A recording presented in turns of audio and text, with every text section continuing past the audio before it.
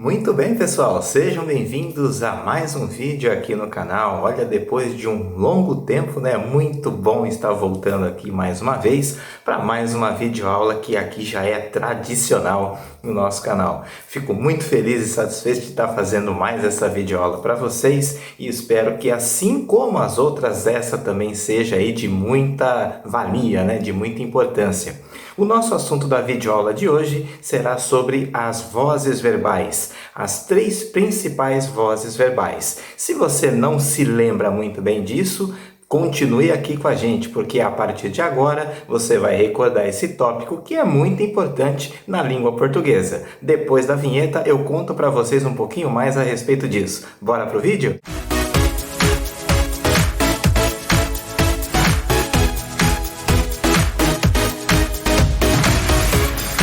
Pode parecer até meio estranho, né, dizer para vocês que o verbo possui algumas vozes, né? Mas quando a gente fala de vozes verbais, a gente vai estar conceituando para você da seguinte maneira. A voz verbal é a correlação, é a relação que existe entre o sujeito da oração e o verbo que está dentro dessa oração. Lembrando aí para vocês uma classificação, né? A oração é todo enunciado que possui verbo. Lógico, então, se ela possui um verbo, ela vai ter um sujeito ligado a ele. Então, como a gente está falando de correlação entre sujeito e verbo, e estamos dizendo que essa correlação também me dá uma classificação de voz verbal, a gramática apresenta 3 vozes verbais principais, que é a voz ativa, a voz passiva e a voz reflexiva. Se a gente for, pegar o conceito básico, nós temos no quadrinho aqui ao lado, bem explicado para vocês, dizendo o seguinte: a voz ativa acontece quando o sujeito pratica a ação verbal. A voz passiva acontece quando o sujeito sofre aquela ação verbal. E a voz reflexiva acontece quando o sujeito pratica e sofre a voz verbal ao mesmo tempo. Com alguns exemplos, a gente vai elucidar melhor todas essas características. Nesse primeiro exemplo que nós temos aqui ao lado, eu vou falar com vocês a respeito da voz ativa, que é a ocorrência mais comum da língua portuguesa, né? E na definição nós temos uma coisa muito simples. Lá diz que a voz ativa, dentro de uma oração, acontece quando o sujeito pratica a ação, pratica a ação verbal que a gente tem dentro da oração. Olha só o exemplo que nós temos aí. Os vândalos destruíram a casa. Deixei esse exemplo aí para vocês com os destaques, Os vândalos, sujeito, destruíram é verbo, a casa é o objeto direto. O que a gente pode perceber aí nessa correlação muito simples? Nós temos o verbo destruir e a ação de destruir foi praticada logicamente por um sujeito, que nesse caso aí, nessa situação, são os vândalos. Se você tiver uma situação parecida com essa, que é a mais comum dentro da língua portuguesa, nós teremos um caso clássico e típico de voz ativa, ou seja, o verbo que nós temos dentro da oração expressa uma ação. E essa ação foi praticada pelo sujeito. E se a gente tem uma ação praticada pelo sujeito, logo você vai ter então uma voz ativa dentro dessa oração. É dessa forma que a gente tem a classificação da voz ativa para uma oração. Agora, nesse segundo exemplo que nós temos aqui, a gente vai elucidar um caso de voz passiva. O que acontece? Na voz passiva acontece exatamente o contrário do que aconteceu anteriormente. Na voz ativa você tem o sujeito agente. Na voz passiva você tem o sujeito paciente, ou seja, o sujeito que sofre a ação verbal. Eu peguei a mesma ideia da oração anterior, só que eu transformei a ideia anterior em um outro tipo de oração, dizendo a mesma coisa, só que na voz passiva. Olha só o que nós temos. A casa foi destruída pelos vândalos. Eu disse a mesma coisa do que eu disse na tela anterior, onde eu falei que os vândalos destruíram a casa. Só que agora essa oração está na voz passiva. O que é que nós temos aí? A casa, que é o sujeito, agora a casa virou sujeito, foi destruída. Nós temos uma locução verbal, temos 2 verbos juntos e pelos vândalos. Aparece agora um termo novo que não tinha lá na outra oração. Pelos vândalos vai configurar o agente da passiva, ou seja, é um termo que agiu, que praticou a ação verbal. Ué, não foram os vândalos que praticaram a ação de destruir lá na voz ativa? Quando você passa a mesma oração para a voz passiva, você tem sujeito, você tem o verbo e você tem o agente da passiva, ou seja, aquele agente da ação verbal. Então a voz passiva acontece, percebam vocês aí, quando o sujeito não pratica a ação verbal, é quando o sujeito sofre. Então a casa sofreu a ação de ser destruída, nesse exemplo que a gente tem aqui para vocês. Para que não haja dúvidas em relação à voz passiva, eu coloco aqui ao lado, aqui na tela, mais alguns exemplos de frases que também foram escritas na voz passiva. O que é que nós temos aí? O livro foi escrito pelo professor. O texto seria feito por mim.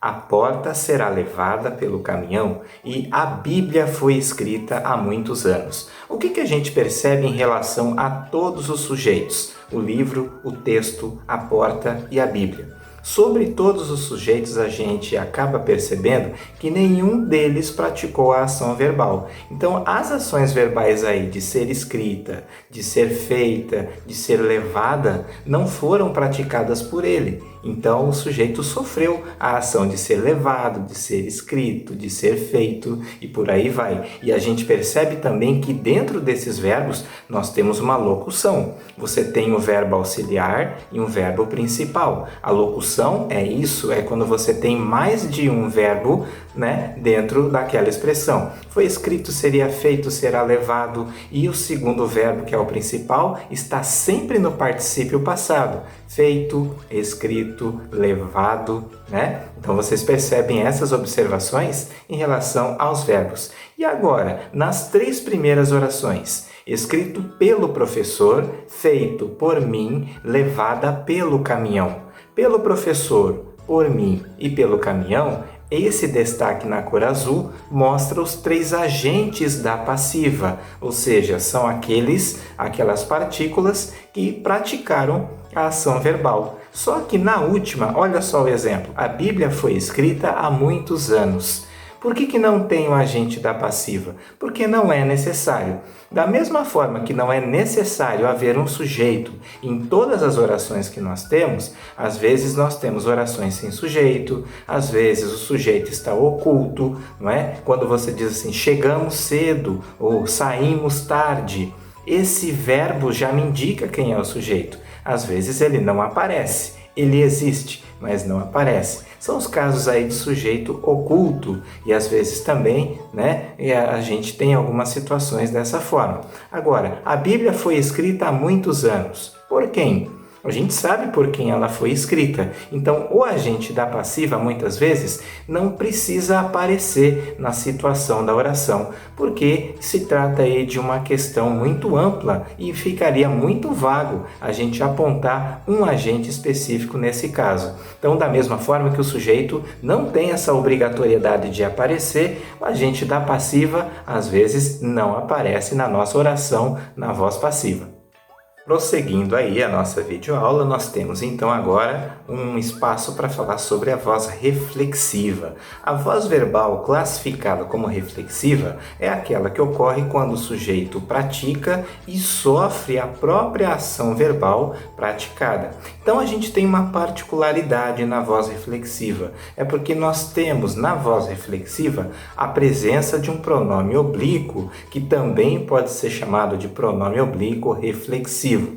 E na tela eu deixo aqui os principais pronomes oblíquos que vão me indicar essa ideia de reflexão. Olha só, o me, o te, o se, o nos, o vos e o se. Quando a pessoa se, quando nós nos, quando ele se, quando tu, te e por aí vai. Então a gente tem vários casos assim de voz reflexiva. Continuando aqui na nossa explicação, nós temos aqui 4 frases de exemplo que eu vou deixar aí também para vocês. Vamos a elas. Depois do banho, ela se penteou. Feri-me com um prego. Miguel cortou-se com a faca e meu vizinho se suicidou. Percebam vocês aí que quando eu digo ela se penteou, ela praticou a ação de se pentear e ela mesma ficou penteada. Então é um caso clássico de voz reflexiva. O sujeito ela pratica e sofre a própria ação. E o mesmo exemplo vai acontecer com todos os outros. Feri-me com um prego. Quem provocou a ferida fui eu. Quem ficou machucado também fui eu. Miguel cortou-se com a faca. Quem praticou a ação foi o Miguel. Quem ficou machucado e cortado também foi o Miguel. E a mesma coisa na última, meu vizinho se suicidou. Quem matou foi o vizinho e quem morreu foi ele mesmo. Esse é um caso clássico aí de voz reflexiva. Bem, e agora um bônus, né? Eu havia dito para vocês que nós temos apenas 3 vozes verbais, né? A ativa, a passiva e a reflexiva. Só que no bônus eu vou mostrar para vocês um outro tipo de voz reflexiva que é classificada como voz reflexiva recíproca. Essa muitas vezes a gente não estuda, né? No ensino médio e nos cursos normais, mas ela existe. E qual que é a diferença da reflexiva para a reflexiva recíproca? Nessa voz reflexiva, que é chamada de recíproca, nós temos 2 agentes, um sujeito composto, por assim dizer. E esses 2 sujeitos praticam ação um ao outro ou um contra o outro. É mais um caso de reciprocidade do que de reflexão. Então a gente tem aqui nos exemplos, né, algumas orações que eu posso mostrar para vocês nessa voz reflexiva recíproca. Olha só. Ellen e Pedro se abraçaram, os amigos se encontraram ali e nós nos olhamos por minutos. Quando eu falo que Ellen e Pedro se abraçaram, eu estou dizendo que a Ellen deu um abraço no Pedro e que o Pedro deu também um abraço na Ellen. Um sujeito composto no qual um praticou a ação para com o outro e o outro praticou a ação para esse primeiro. Isso é reciprocidade. O que um fez para o outro também fez para um. Vamos dizer assim, né? Os amigos se encontraram ali, ou seja, o amigo encontrou o outro e o outro encontrou o primeiro amigo. E nós nos olhamos por minutos. Quer dizer, quando eu digo nós nos olhamos, quer dizer que, por exemplo, eu olhei e a outra pessoa também retribuiu, também olhou para mim. Esse é um caso clássico de voz reflexiva recíproca, que, lembrando a vocês, é mais um caso de reciprocidade do que de reflexão. Qual que é a diferença? A voz reflexiva tem um sujeito só, que pratica e sofre a própria ação. Na recíproca, não. Você tem 2 sujeitos diferentes e o que um faz para o outro, ele também recebe.